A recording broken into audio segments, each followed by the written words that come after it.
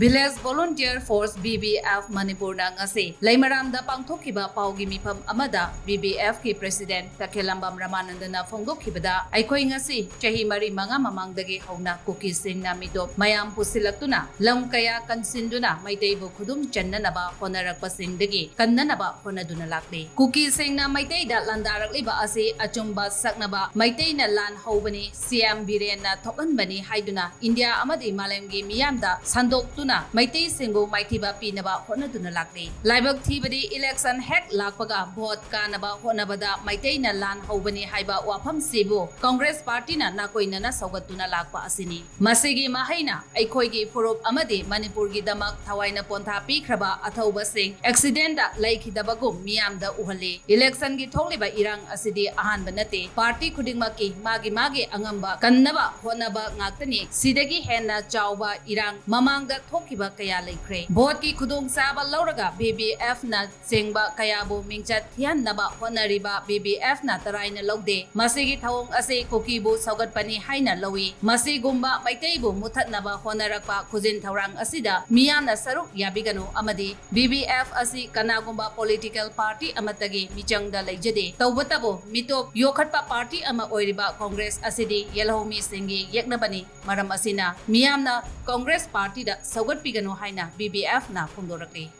Ngasi Manipur ki miyam da BBF ki maikai degi wafam khara thamjari madudi anba number 1 point da aikhoi ngasi degi sahi mari mangagi mamang degi hauna koki singna mitop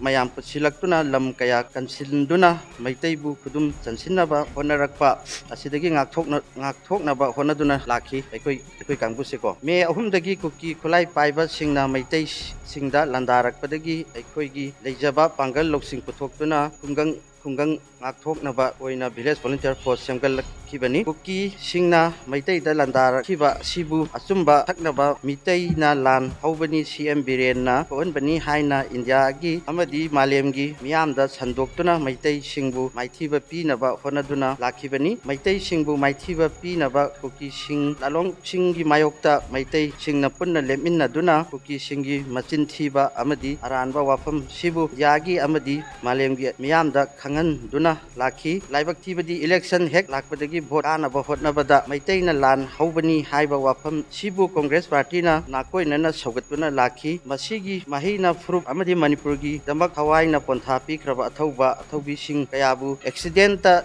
laikhidabagum miyamda duna lakli election gi irang asidi ngasi thokliba irang sina ahanba natte party khudingmak magi angamba pai puthokna duna kanaba hotnaba ngaktani ngasi thokliba election gi irang sidagi hena tawa irang kaya mamang da thokba lekhre hot ki irang asi aina thamjaning ba famdi aikhoi gi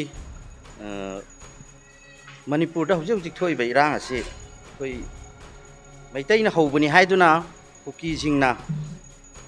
national media da international media kaya da moina aranba propaganda mayam ama tawduna laiba asida aikhoina su hauruba natana makhoi gi wasida Congress party na tongsilaga Congress ki general secretary Bhakta Charan Das amadi atai Congress party singchina maitaina haurubani haiba amadi koki gi separate administration pi dragadi solution leite haibana singba asigumba Congress ki hawang asi village volunteer force ki Manipur ki president ama oina amadi look ki maikai degi masi aina condemn tawba yaning da phongtok jeri